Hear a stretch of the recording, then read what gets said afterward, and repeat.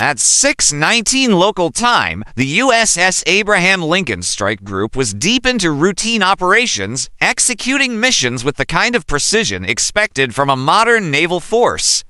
Aircraft cycles were running, systems were stable, and the sea appeared deceptively calm. There was no visible sign that within moments, everything would shift into a full-scale defensive battle. That illusion broke instantly. High above the formation, an E-to-Hawkeye airborne early warning aircraft detected something abnormal for distinct ballistic missile trajectories rising fast, accompanied by a growing cluster of low-altitude contacts spreading across the radar picture. The data was unmistakable. This wasn't random noise or misidentification. It was a coordinated attack forming in real time. Within seconds, the information was transmitted across the strike group. On board the USS Spruance, the radar display filled with targets, dozens of them, moving slowly, flying low, and approaching in a loose but deliberate formation. The tactical action officer didn't need long to interpret the pattern. These were one-way attack drones, simple, inexpensive, and built for a single purpose: get close enough to cause damage, no matter the cost. The order was immediate. General quarters. The announcement cut through every corner of the ship. Sailors dropped what they were doing and moved with urgency, sealing compartments, manning weapon stations, and preparing for sustained engagement. The controlled rhythm of routine operations was replaced by the sharp, focused movement of a crew trained for exactly this scenario. Above the deck, an MH-60 Romeo helicopter lifted off, banking toward its assigned sector. Armed with Hellfire missiles and equipped with advanced sensors, it became the ship's extended reach, scanning for threats beyond the horizon. At the same time, electronic warfare systems activated. Instead of simply waiting for impact, the ship began manipulating the battlefield itself. Signals were transmitted outward, creating false signatures, phantom versions of the ship projected miles away from its real position. To incoming guidance systems, it was as if the ship had split into multiple targets. It was deception by design. Meanwhile, the drones continued their approach. At approximately 9 miles out, the USS Spruance opened fire. Its Mk-45 5-inch gun rotated toward the incoming formation and began delivering airburst round shells designed to detonate mid-air, scattering fragments across a wide radius. Direct hits weren't necessary. Proximity was enough. The first volleys were effective. Multiple drones were destroyed instantly, their fragments disappearing into the sea. But not all of them went down cleanly. Some absorbed damage and kept moving, limping forward on reduced power but still dangerous. The gun crew maintained a relentless pace. Each firing cycle was precise lock, fire, adjust, repeat. The rhythm echoed through the ship as shells continued to intercept targets closing the distance. The numbers began to drop, from dozens to fewer, but not fast enough. Simultaneously, nearly 90 miles away, the USS Michael Murphy faced the same situation. Its radar painted a nearly identical picture, waves of drones advancing steadily. The response mirrored that of the Spruance. Guns engaged, crews mobilized, and defensive systems activated in full coordination. Both ships were now locked into parallel battles, separated by distance but unified by the same threat. As the drones pushed closer, secondary weapons joined the fight. Heavy machine guns targeted anything that slipped past the main gun's engagement envelope. Every layer of defense activated, each system covering the gaps left by the others. Above it all, the Hawkeye continued its surveillance. As the first wave of drones began to thin under sustained fire, there was no moment of relief for the crews aboard the USS Spruance and USS Michael Murphy. The battlefield didn't quiet down, it evolved. Just as the destroyers started to regain a degree of control over the aerial threat, a new danger emerged from a completely different direction. Surface radar operators on the Spruance detected fast-moving contacts slicing across the water at high speed. The signature was unmistakable: multiple small craft, low profile, approaching in a loose but aggressive formation. These were not reconnaissance vessels. These were fast attack boats, many of them likely packed with explosives, designed for close-range impact. The geometry of the situation immediately created a problem. The ship's primary gun was still oriented toward the remaining drones in the north. Redirecting it toward the east would expose the ship to aerial threats still closing in.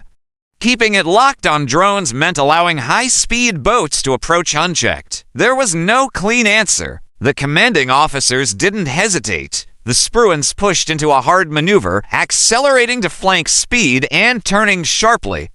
The goal wasn't simply evasion, it was disruption. The violent wake behind the ship created a chaotic environment for the incoming boats, breaking their coordinated approach and forcing them to scatter. Because a coordinated swarm is dangerous, a scattered one is manageable. Deck-mounted systems took over where the main gun could not. The Mk-38 25mm cannon locked onto one of the lead boats, firing controlled bursts across a rolling deck. Tracer rounds stitched across the waterline until the vessel erupted into flame. At the same time, the MH-60 helicopter above engaged another craft with a Hellfire missile, eliminating it instantly. The remaining boats hesitated.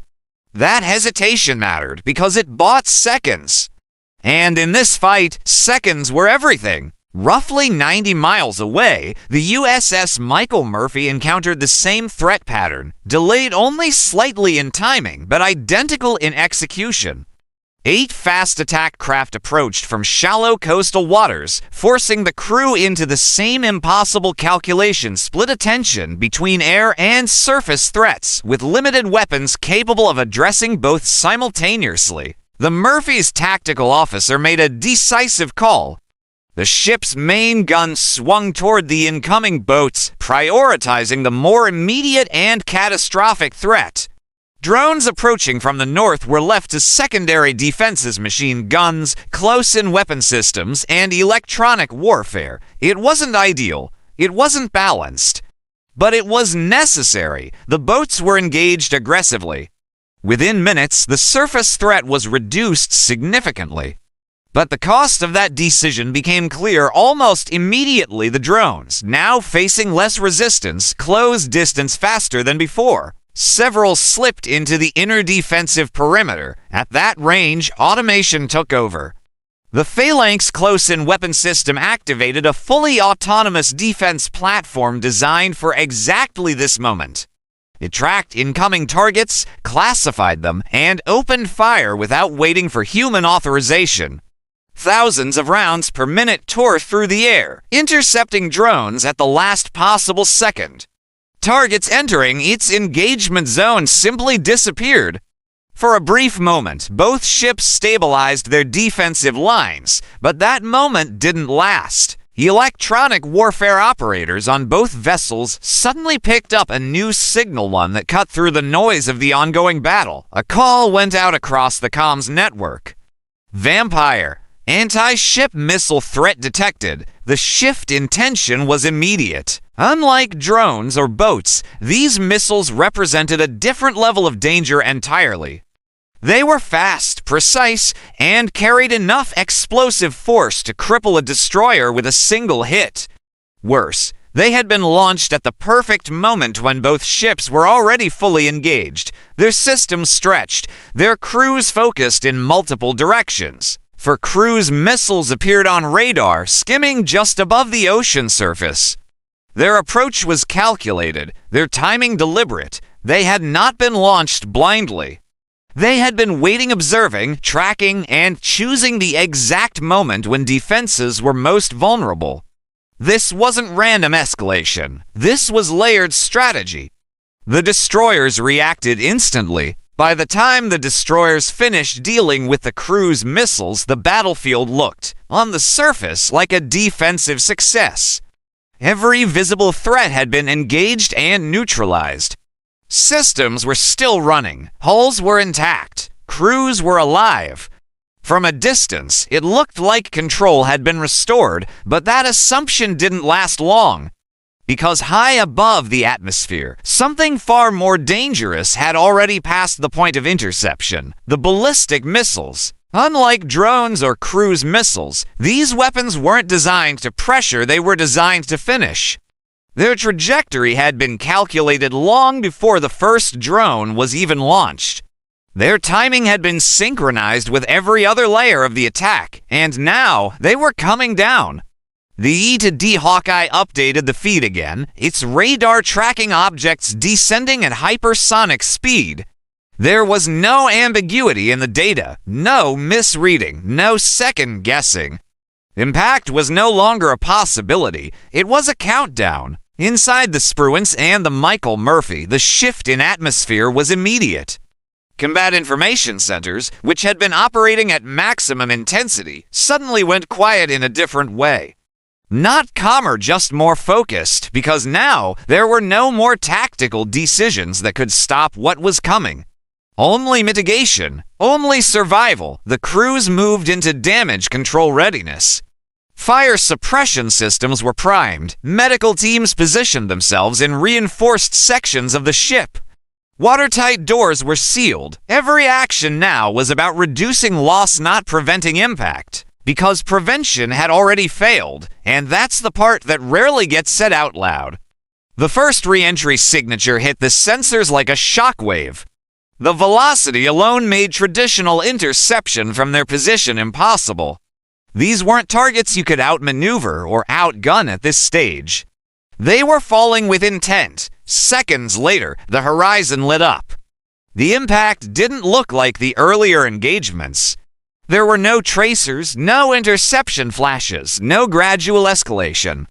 Just a sudden, overwhelming burst of force as one of the ballistic payloads struck near the operational zone. The shockwave rolled across the water, slamming into the destroyers with enough force to disrupt systems and throw crew members off balance. Even without a direct hit, the effect was immediate. This wasn't about precision anymore, it was about area denial. A second impact followed, closer. This time, the consequences escalated. External systems took damage. Communication lines flickered. Radar clarity degraded under interference and debris. The clean battlefield they had fought so hard to maintain was gone in seconds, replaced by chaos, and that chaos had been planned. Because while the destroyers had been busy defending themselves, reacting perfectly, executing procedures, doing everything right, they had still been pulled into a defensive posture that made this final phase unavoidable. That's the uncomfortable truth here. You can execute flawlessly and still lose the strategic exchange.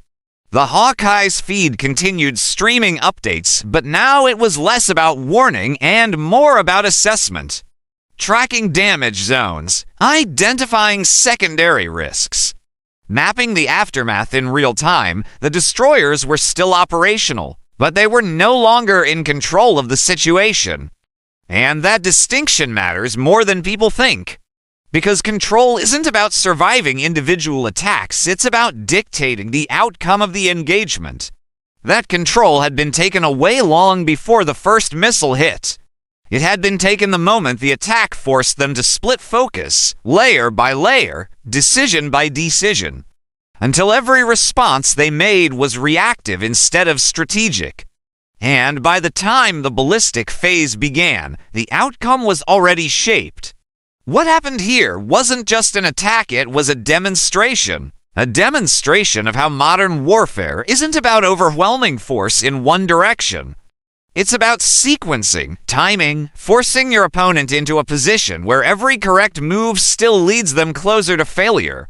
Drones to distract, boats to divide attention, cruise missiles to exhaust defenses, ballistic missiles to deliver the real strike, not chaos. Design, and if someone still looks at this and says they handled it well, so it's fine, that's honestly missing the entire point. You don't measure success in moments, you measure it in outcomes. Surviving Phase 1 and 2 doesn't mean much if Phase 3 was always going to land. That's not victory, that's just delayed realization.